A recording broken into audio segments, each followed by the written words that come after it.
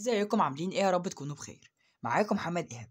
متنسوش تعملوا لايك واشتراك في القناه وتفعلوا الجرس عشان يوصلكم كل جديد باذن الله من فيديوهات. والناس اللي حابه تحجز قراءه خاصه تفضل طبعا تواصل معايا على الواتساب على الارقام اللي هسيبها لك تحت في الديسكربشن بوكس، اصلا دول وصف تواصل مع طبعا معايا وعرف الاسعار حلوه جدا واي حد يقدر باذن الله انه يعملها.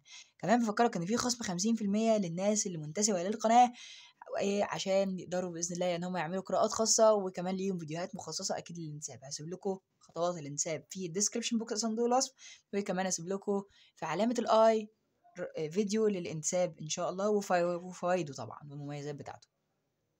يلا كده حط اي شخص في بالك وتعالى نشوف الشخص دوت حقيقة مشاعره ايه في البعد اتجاهك، وهل الشخص دوت ندمان على اللي هو عمله معاك. وهناخد كمان رسالة ليك منه من عقله الباطن، وكمان هناخد نواياه اتجاهك في العلاقة او ايه اللي هو عايز يعمله في العلاقة ان شاء الله. يلا كده بأول حرف من اسم الشخص دوت هنعرف بإذن الله كل حاجة عنه. ده زي تهكير كده لعقل الشخص دوت الباطن. وتعالى هنشوف بإذن الله كل حاجة عن الشخص دوت في الوقت الحالي. يلا كده نسمي الله بسم الله الرحمن الرحيم، ودعمنا بلايك وشير عشان اخد الطاقة بتاعتك معايا والفيديو يثبت على المنصة هنا ان شاء الله. فاعمل شير ولايك عشان يوصلك كل جديد بإذن الله. للناس اكيد اللي حابه تنورنا على صفحاتنا على السوشيال ميديا هتلاقي كل الرابط موجوده في صندوق الوصف، رابط الانستجرام فيسبوك تيك توك وكمان جروب الواتساب. تقدروا طبعا انكم تستفيدوا من كل الاشياء اللي موجوده في جروب الواتساب.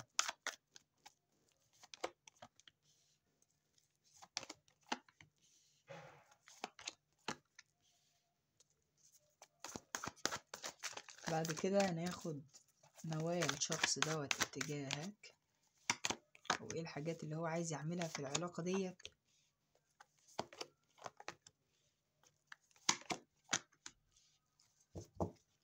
تمام، الرسائل هناخدها ايه يعني نحطها دلوقتي. ماشي،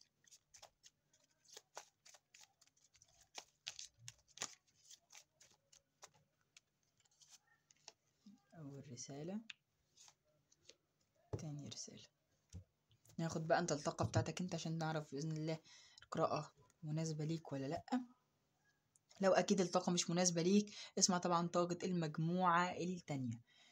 بشوف الطاقة بتاعتك انت هتفتقد الثري اوف كابس، فانت في طاقة في الوقت الحالي ممكن تكون بتسمع العلاقة ثلاثية، او في اطراف متدخلة في العلاقة ما بينك وما بين الشخص دوت، او في عائق ما بينك وما بين الشخص ده في العلاقة، او في ناس متدخلة، او في رفض من في حد في العلاقة هنا، في حاجة زي كده برضه. او ممكن يكون الشخص ده رفضك الى حد ما. بشوف برضه ان طاقة الشخص دوت او طاقتك انت اتجاه الشخص دوت، انت فرحان جدا بالشخص ده. ممكن يكون صديق عمل، او ممكن يكون صديق دراسة، او جارك اللي في الشارع، او شخص انت بتشوفه، او في ما بينك وما بين الشخص ده زي رابطة رسمية، او في ما بينك وما بين الشخص دوت حاجة اجتماعية موجودة ما بينك وما بين الشخص دوت، او بتتعاملوا في الوقت الحالي كمعاملة رسمية الى حد ما.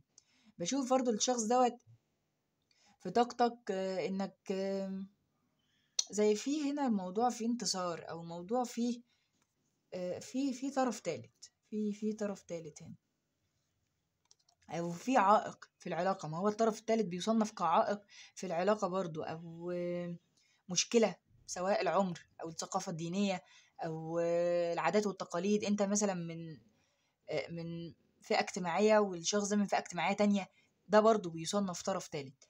بشوفك برضو ممكن تكون يا زعلان يا متضايق بسبب حاجة معينة الشخص ده عملها معاك، أو هو مستفزك، أو أنت مش راضي بالتصرفات اللي الشخص ده بيعملها معاك في الوقت الحالي. بشوفك برضو إنك ممكن تكون بتحاول تحط للشخص ده حدود، أو بتحاول إنك تمنعه بإنه ما يجيش عليك، ما يعملش مثلا حاجة وبعد كده حاجة تهز كرامتك مثلا، أو حاجة تضايقك. انت بتحاول زي تحمي نفسك برضو، او بتحط حدودك. ممكن كمان تكون انت اللي عامل بلوك للشخص ده، او في حدود ما بينك وما بينه، او انت في الوقت الحالي بتحاول انك ما تعرفش اي حاجة عنك للشخص ده. فديت الطاقة بتاعتك، اتمنى لك اكيد التوفيق. ولو طبعا طاقتك كمل قراءة، لو مش طاقتك اسمع طاقة المجموعة التانية. بالنسبة بقى لمشاعر الشخص دوت اتجاهك، فاللي بشوفه هنا ان الشخص دوت ممكن تكون اغلبكم هنا على فكرة منفصلين، او كنتم مع بعض وانفصلتم في علاقة، والبعض الاخر كراش. لان الشخص دوت في مشاعره الشخص ده اوريدي بيحبك. يعني هو الشخص ده كده بالايت اوف كابس، هو الشخص ده فعلا حبك، او الشخص ده فعلا كان عنده مشاعر اتجاهك، وما زالت الشخص ده عنده مشاعر اتجاهك. بشوف ان الشخص ده شوية بس هو ممكن يكون يا ملول، او هو شخصية روتينية شوية، او بيزهق بسرعة الشخص دوت، او ما بيحبش الروتين. الشخص دوت مش روتين، مش شخصية روتينية، لا هو شخصية ما بيحبش الروتين. توضيحا يعني للكلمة اللي انا قلتها قبل كده، هو شخصية مش ملولة شوية، أو بيحب التجديد. فمثلا شوية الشخص ده في مشاعره حب إن هو يبعد، أو شاف العلاقة مثلا ما بتتحركش من مكانها، أو ثابتة على نفس النمط اللي هي فيه، فما بتتحركش، فهو مشي الشخص دوت. والشخص ده بشوفه برضو إن هو هرب من المواجهة، أو الشخص ده هرب من إنه مثلا يحل المشكلة اللي كانت موجودة في العلاقة، أو إن هو مثلا يلاقي لك حل، أو يتمسك بالعلاقة دي أكتر من كده. لأ، هو الشخص ده من أول موقف مشي، أو من أول حاجة حصلت، هو انفصل وبعد وخلاص. فبشوف ان الشخص ده هو لسه مازال بيحبك على فكره، مع انه كان ماشي الشخص دوت وهو زعلان، او ماشي وهو متضايق الشخص دوت وهو عنده حب، او لسه عنده مشاعر، وعنده على فكره طاقه كويسه جدا تجاهك. بشوف كمان بالنسبه لو الشخص ده كراش او منفصلين برضو، بشوف ان الشخص ده لسه في مشاعر، او في لسه اعجاب، او بيشوفك انك حد مميز، بيشوفك انك حد قوي، حد مختلف عن كل الناس بتبقى موجوده حواليك. الشخص ده برضو كمان على فكره بيشوفك انك حد متحمل مسؤولية، أو شخصية قوية مثلا، أو غير الناس اللي موجودة حواليك.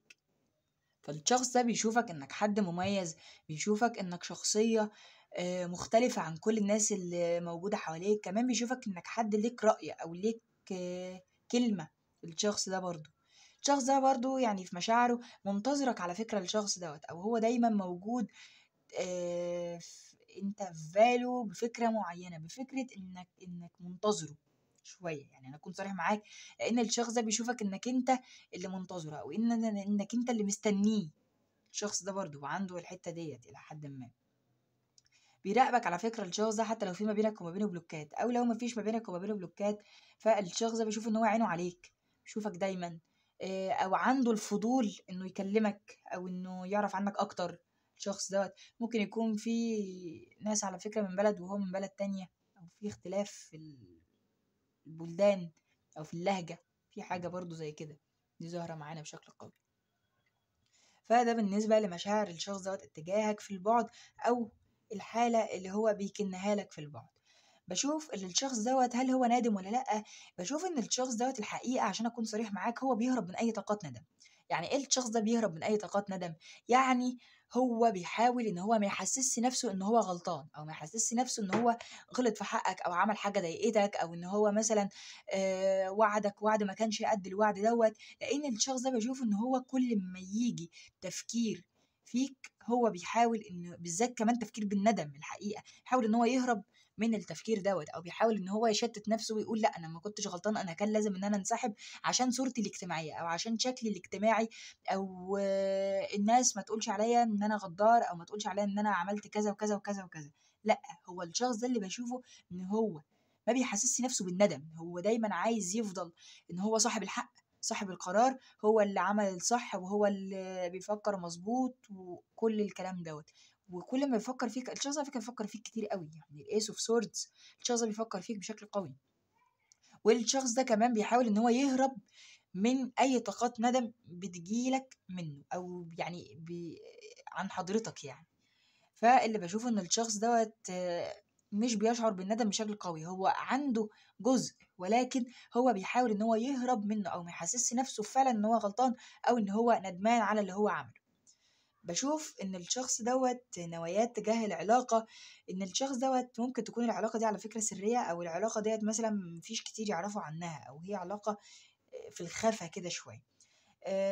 ده لبعض الناس ممكن تكون علاقة كراش، ما هي علاقة كراش لسه، ولا انت ولا الشخص ده صرحتوا لبعض، فهي تعتبر برضو علاقة خفية ما بينك وما بينه. بشوف ان نوايا الشخص دوت الحقيقة عايز يعلن العلاقة ديت، ولكن هو في الوقت الحالي ممكن يكون خايف من حاجة. الشخص ده ممكن على فكرة يكون خايف يا من كلام الناس، الشخص ده ممكن يكون عنده أطفال، أو أنت اللي عندك أطفال مثلا، هو مش عارف ياخد قرار وسايب العلاقة معلقة، أو في حاجة لازم المفروض انتوا الاتنين تتخلصوا منها أو تحلوها. يا طرف تالت يخرج، يا مثلا حاجة ليها علاقة بالماديات أو حاجة ليها علاقة بالأمور الأسرية أو العادات الاجتماعية أو الثقافات أو أيا كان، في حاجة لازم تحلوها، وغالبا الحاجة ديت واقفة مكانها أو الحاجة ديت مش بتتحل، أو مثلا عشان مفيش مواجهة ما بينك وما بين الشخص ده في الوقت الحالي، فانتوا مش عارفين تحلوها. حتى مش شرط الشخص دوت مثلا في ما بينك وما بينه عوائق مستحيلة، ولكن لا، اللي اقصده مثلا ان ممكن تكون انت شايل منه وهو شايل منك، انتوا الاتنين زعلانين من بعض، فكل طرف محتفظ بزعله بالتاني ومش مصرحين لبعض بأي حاجة أصلا، فده يعتبر برضو عائق. يعني خدها برضو دي في سكة حياتك، ان كل واحد زعلان من التاني وبرضو انتوا الاتنين ثابتين عند نفس النقطة ومفيش اي تغيير ما بينك وما بين الشخص دوت، فده برضو اللي معلق العلاقة. فاللي بشوف ان نوايا الشخص دوت ان هو يتخلص من حالة الخوف او يتخلص من حالة التناقض اللي عنده في الوقت الحالي وحالة الملل شوية، لان الشخص ده ممكن يكون متخوف او بين نقيضين، الشخص دوت مش عارف هل هو يجي يكلمك ولا لا، ولا يفضل في حالة البعد، ولا يخرج الطرف الثالث، ولا يشوف عنده مسؤوليات، ولا ايه اللي المفروض يحله، ولا ايه الطريقة اللي يواجهك بيها. فهو عنده زي حيرة كتير، يعني حيرة كتيرة فعلا، ان الشخص دوت مش عارف يبدأ لك منين، فهو زي بيعيد ترتيب أولوياته ويشوف الحاجات اللي متعلقة ويبدأ يحل واحدة واحدة في كل الكلام وكل الأشياء دي. تعالى بقى ناخد الرسائل من عقل الشخص دوت. الشخص دوت أول رسالة بيقول لك فيها بفكر فيك في صمت. الشخص دوت رسالته الأولانية ليك بيقول لك بفكر فيك في صمت. الرسالة التانية الشخص ده بيقول لك أنا عارف إن كل الناس تدخلت في علاقتنا، فممكن يكون في ناس تدخلت في علاقتنا زي ما شفنا في الأول خالص في الطاقة بتاعت حضرتك، أو ممكن يكون في عوائق كتيرة متدخلة في العلاقة ما بينك وما بين الشخص ده، سواء بقى زعل زي ما شرحنا طبعا في الطاقة. أتمنى لكم أكيد التوفيق والخير يا رب، أشوفكم إن شاء الله في فيديوهات تانية كتير. أتمنى طبعا القراءة عجبتكم وإن اللي تستحسنكم أكيد، متنسوش أكيد الشير واللايك والكومنت بتاعكم الجميل.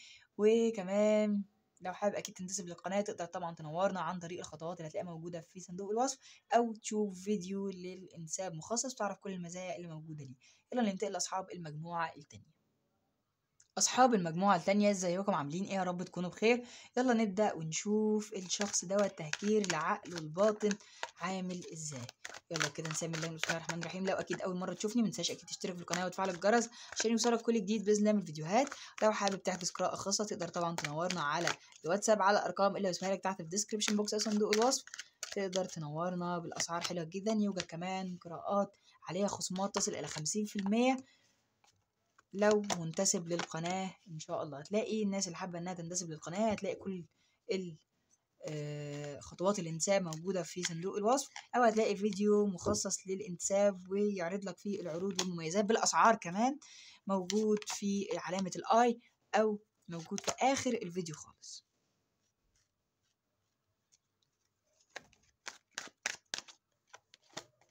لو اكيد حابب انك تشترك في جميع قنواتنا على السوشيال ميديا هتلاقي كل الروابط موجوده في صندوق الوصف، فيسبوك انستجرام تويتر، وكمان هتلاقي التيك توك وجروب الواتساب لو حابب اكيد تستفيد باي حاجه جديده بننزلها ان شاء الله. هاخد بقى الرسائل من عقله الباطن.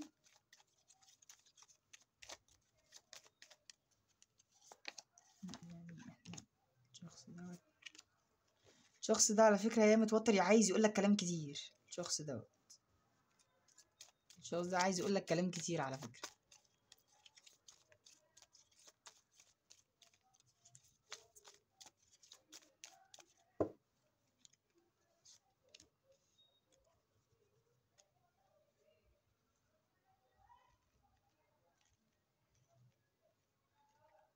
بالنسبة لناخد الطاقة بتاعتك أول الأول، يعني في طاقة الدس انت في تغيرات كتير عندك في الوقت الحالي، أو في حاجات كتير مثلا في الوقت الحالي مزعلاك أو انت متضايق، بس انت في طاقة قوية قوي. طاقة الدس في تغيرات جذرية في حياتك بشكل قوي. بشوفك كمان برضو انك ممكن تكون بتحاول انك تخرج مثلا من أي طاقة سلبية، بتحاول كمان انك تتشافى من ذكريات مثلا قبل كده، او تحاول تخفي حقائق على فكرة عن الناس. برضو الشخص ده برضو انت بتحاول تخفي حقائق عن الناس، فانا برضو بشوفك في الطاقة ديت. فانا بشوفك في الوقت الحالي انك في تغيرات كتيرة في الطاقة بتاعتك. ملحوظة بس كده قبل ما نبدأ القراءة، كان في كارت نازل هنا في النصايح، يعني في الرسايل اللي جايه من على الشخص دوت الباطن. هو كارت انا ما حبيتش في الحقيقه ان انا اقراه، ماشي، فاحنا غيرنا الكارت دوت، وانا خدته وطلعته بره الكوتشينه خالص، لاني انا الكروت دي مش انا اللي عاملها او مش انا اللي كاتبها. الكروت دي انا شاريها، هي مكتوبه يدويا الكروت ديت، ولكن انا شاريها من عند حد معين، وانا للاسف ما قريتهاش قبل ما اشتغل بيها. فعذرا طبعا لبعض الناس، انا مش هقدر ان انا اقرا الكارت دوت، فاحنا بدلناه بكارت تاني. انا ما قريتش الكارت اللي طلع لكم، ولكن انا خدت كارت غير الكارت اللي كان نازل قبل كده، لان الكارت ده مش هعرف ان اقراه الحقيقه. فده توضيحا بس لبعض الناس. بالنسبه للطاقه بتاعتك انت، هنكمل بقى بقيه القراءه. فاللي بشوفه هنا ان انت في طاقه الدس او طاقه التغير بشكل عام. ممكن تكون انت في الوقت الحالي بتتشافى زي ما قلت لك، او ممكن تكون بتظهر بصوره غير الصوره اللي انت بتبان بيها قدام الناس. شوف كمان ممكن تكون عندك حزن، او انت تعبان في الوقت الحالي، او عندك ارهاق، او في حاجات كتير مضايقاك في الوقت الحالي. انت في طاقه التطور، انت في طاقه صعبه قوي على فكره. كوين اوف سوردز، نايت اوف وونز، يعني انت في طاقه قويه قوي قوي يعني.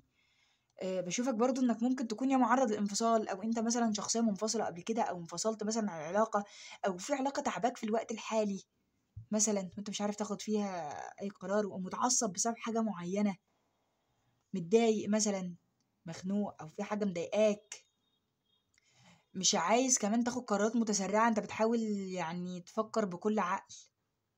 شوفك كمان برضو انك متحمس عشان تعمل اي حاجه، بس مش عايز تسرع فيها، او مش عايز تندم على حاجه معينه مثلا انت تاخد خطوات فيها. شوفك برضو في الطاقه دي. فدي الطاقه بتاعتك، دي طاقه واضحه قوي. فطبعا لو انطبقت عليك كمل قراءه، لو ما انطبقتش عليك اسمع طبعا طاقه المجموعه الاولى. بالنسبه بقى لمشاعر الشخص دوت اتجاهك، فاللي بشوف ان الشخص دوت مشاعره تجاهك التمبرس، وكمان الجاستس والنايت اوف بينتيكلز. فبشوف ان الشخص دوت على فكره معجب بيك جدا كشكلا، والشخص دوت بيثق فيك جدا على فكره، يعني كده واضحه قوي. يعني الشخص ده بيثق فيك بثقه عمياء، وبيثق في رايك، او في الخطوات بتاعتك، او في الحاجات اللي انت بتعملها على فكره، ومحتفظ بيك، او الشخص ده متمسك بيك. بس هو شويه ممكن يكون بيحب يتطلع لحاجات تانية، او الشخص ده مثلا اهتماماته حاجات تانية مثلا مش الحب، او هو مش شخصية عاطفية شوية، ممكن يكون شخصية عملية الى حد ما شوية. الشخص دوت بشوف ان هو كمان مهتم اكتر بالامور المادية، او مهتم اكتر بالاعمال او الشغل بتاعه، بالدراسة لو انتوا مثلا بتدرسوا او حاجة زي كده. بشوف برضو ان الشخص ده في مشاعره اتجاهك بيشوفك انك شخصية رومانسية، او بيشوفك كمان انك بتكمله، او في تبادل ما بينك وما بين الشخص دوت على فكرة عاطفي في الوقت الحالي. بشوف برضو ان الشخص دوت مشاعره اتجاهك فيها توازن الى حد ما في الوقت الحالي برضو. فمشاعر الشخص دوت اتجاهك بشوف ان فيها توازن بشكل كبير اتجاه العقل والقلب كمان. بس هو شويه ممكن يكون شخصيه مش عاطفيه، او مش بيحب يعبر عن مشاعره. غالبا ممكن تكون على فكره العلاقه دي بارده، او العلاقه ديت الى حد ما شويه ممكن تكون ثابته على نفس الوضع اللي هي فيه، او مش بتتحرك، بس غالبا بسبب الشخص دوت. يعني غالبا لان الشخص دوت شخص مادي او شخص عملي شويه. ولكن مشاعر الشخص دوت عشان اكون برضو صريح معاك، هو بيشوفك انك بتكمله، او بيشوفك انك شخصيه مثلا ايه، بتديله مثلا الحاجات اللي هو محتاجها، او بتديله الاشياء اللي هو نفسه يلاقيها في الشخص اللي هو بيحبه. فهو لاقيها على فكره فيك. يعني هو الشخص ده بيحبك، ولكن هو شويه ممكن يكون يا متشبث برايه، او ممكن يكون الشخص دوت شايف دايما رايه هو اللي صح، او شايف دايما هو اللي بيعمل الحاجات المظبوطه، او هو اللي صاحب القرار دايما. ممكن يكون برضو الشخص ده من الصفات ديت، اللي هو الشخصيه اللي عايزه تسيطر دايما الشخص ده، او يشوف دايما ان هو مش غلطان. هو الشخص ده كده. فدي بالنسبه لمشاعر الشخص دوت اتجاهك في البعد. بالنسبه بقى ل هل الشخص ده ندمان على اللي هو عمله معاك ولا لا؟ فاللي بشوف الحقيقه ان الشخص ده ندمان بشكل قوي قوي، والشخص دوت زي بيندم اكتر، او بيحس بالطاقه ديت اكتر بالذات بالليل وهو قاعد مع نفسه كده، او لوحده، او ما يجي هينام بيقعد يشوف بقى هو عمل ايه معاك، او هو المفروض كان يتصرف، هو المفروض كان يتصرف بلطف. يعني هو المفروض البيج اوف كابس هنا، هو الشخص ده بيشوف ان هو كان المفروض يتصرف بلطف، او يتصرف بشكل كويس، او مش بشكل زي يضايقك منه، او يعصبك مثلا. لا، بيشوف ان هو كان المفروض يفكر في كل حاجة قبل ما يعملها. فهو بيقعد على فكرة بالليل كده يحاسب نفسه، يقعد يأنب كمان نفسه، ويقعد يشوف ايه الحاجات اللي هو عملها ما كانش المفروض يعملها كمان. بيقعد برضو الشخص ده كده مع نفسه بالليل، يعيد حساباته. الشخص ده برضو بيراقبك على فكرة. في طاقة برضو من المجموعة الأولى مع المجموعة التانية ده ظاهرة معانا بشكل قوي. فالشخص ده بيقعد يعيد حسابات أخرى مع نفسه، ويقعد يشوف ايه اللي هو عمله وايه اللي ما كانش المفروض يعمله، وايه الحاجات اللي زعلتك منه. بيقعد يحاسب نفسه على فكرة الشخص ده بشكل قوي، وبيقول لو كنت اتصرفت بشكل كويس طب كانت العلاقة توصل لحد فين، طب هو كان هيكلمني، طب هو كان هيفضل معايا. فهو قاعد بيحاسب نفسه او بيقول لنفسه ان هو كان المفروض يتصرف تصرفات افضل من كده. فده بالنسبة لهل الشخص دوت ندمان ولا لا. فهو ندمان بحق ربنا، وده ظاهر معاه بشكل قوي يعني. بيراقبك على فكرة الشخص ده، او بيقعد لو معاه صور مثلا ليك فالشخص ده بيقعد يشوفها، او يقعد مثلا يشوف صورك مثلا على السوشيال ميديا، حاجة برضو زي كده. بالنسبة للنوايا بقى الشخص ده اتجاهك عاملة ازاي، فبشوف ان الشخص ده على فكرة ناوي ان هو يخش يكلمك على السوشيال ميديا، وده بشكل واضح قوي معايا. الشخص ده عايز يقدم لك اعتذار، عايز يقدم لك مثلا حاجة تميزك عن كل الناس اللي موجودة حواليه. مثلا يعمل حاجات تلفت انتباهك للشخص دوت. كمان لو في ناس حواليك كتار، هو عايز يلفت نظرك هو الشخص دوت. ولو العكس، لو الشخص ده هو اللي حواليه ناس كتيرة مثلا معجبين بيه، فهو اللي عايز بقى يبينك انك انت المميز عندي، او انت الشخصية الكويسة، او انت البني ادم اللي انا بحبه او اللي انا معجب بيه بشكل قوي. كمان الشخص ده في نواياه الحقيقة لو في عوائق ما بينك وما بينه، مثلا شوية يبطل عند، أو شوية مثلا يبطل استفزاز، شوية الشخص ده ظاهر معانا برضو كده في الطاقة ديت. أو مثلا لو في مشاكل ما بينك وما بينه أو في عوائق كتيرة، فالشخص ده بيحاول إن هو يحلها، أو بيحاول مثلا أو عايز يتناقش معاك عشان تحلوا كل الاختلافات أو كل الحاجات اللي انتم مختلفين فيها في الوقت الحالي. فدي الحقيقة نوايا الشخص ده اتجاهك، ونوايا على فكرة حلوة جدا. الشخص ده عايز يقدم لك اعتذار، أو الشخص ده عايز يرضيك أو عايز يلاقي لك حل. فأنت اتبسط، وبلاش تبقى في طاقة الدس وطاقة التستور ديت. يعني كل الطاقات دي مش حلوة نهائي نهائي يعني. إن أنت في طاقة انفصال أو طاقة زعل أو طاقة غضب، طاقة غيرة كمان ممكن. طاقة آه يعني طاقة منفصلين فعلا يعني بشكل قوي. ولكن لا، انت في طاقة تغيرات. يعني حاول انك تغير في نفسك من كل حاجة، والتغير حلو وكل حاجة، بس الافضل متغيرش العصبية، او تميل للعصبية او للعنف او للزعل، بلاش يعني. فده بالنسبة لنوايا الشخص دوت اتجاهك. تعالى بقى نشوف بقى النصايح اللي نزلت لنا اللي انا ما شفتهاش والله. يعني انا شفتش ناخد اول رسالة. اول رسالة بيقول لك نفسي اسافر معاك مكان لوحدنا. فالشخص دوت اول رسالة نازله لك بيقول لك نفسي اسافر معاك مكان لوحدنا. تاني رسالة نازله لك من الشخص ده بيقول لك انا عايز فرصة جديدة منك، سامحني. هو فعلا الشخص ده فعلا عايز فرصة جديدة، وده كارت على فكرة منطبق بشكل قوي قوي على النوايا بتاعته اللي هي نازله قدامنا، ان فعلا الشخص دوت عايز فرصة جديدة. انا ما كنتش شفت والله الكارت، وفعلا كان نازل لنا النوايا بتاعت الشخص ده فعلا ان هو عايزك تسامحه، او عايز يبدا معاك بدايه جديده، او يبقى في تجدد للعلاقه ما بينك وما بينه. فاتمنى لك اكيد التوفيق اصحاب القراءه الثانيه والمجموعه الثانيه. اتمنى لكم اكيد التوفيق والخير يا رب. اشوفكم ان شاء الله في فيديوهات ثانيه كتير. كانت قراءه حلوه جدا على فكره، مكمله للمجموعه الاولى برضو. اتمنى لكم اكيد التوفيق والخير يا رب. اشوفكم ان شاء الله على خير في فيديوهات ثانيه كتير. لو اكيد حابين تحجزوا قراءه خاصه تقدروا طبعا تنورونا على الواتساب على الارقام اللي هسيبها تحت في الديسكربشن بوكس صندوق الوصف. لو حابب اكيد تنتسب للقناه هتلاقي كل التفاصيل موجوده في صندوق الوصف. وكمان لو حابب تدعمنا بكلمه شكرا هتلاقيها موجوده بجانب اللايك. وكمان هسيب لك رابط التواصل على جميع صفحاتنا على السوشيال ميديا، وكمان فيديو للانتساب والمميزات بتاعته وبالاسعار كمان. اتمنى لكم اكيد التوفيق والخير. بشوفكم ان شاء الله على خير وفيديوهات تانية كتير. كان معاكم محمد ايهاب، بالتوفيق ليكم جميعا.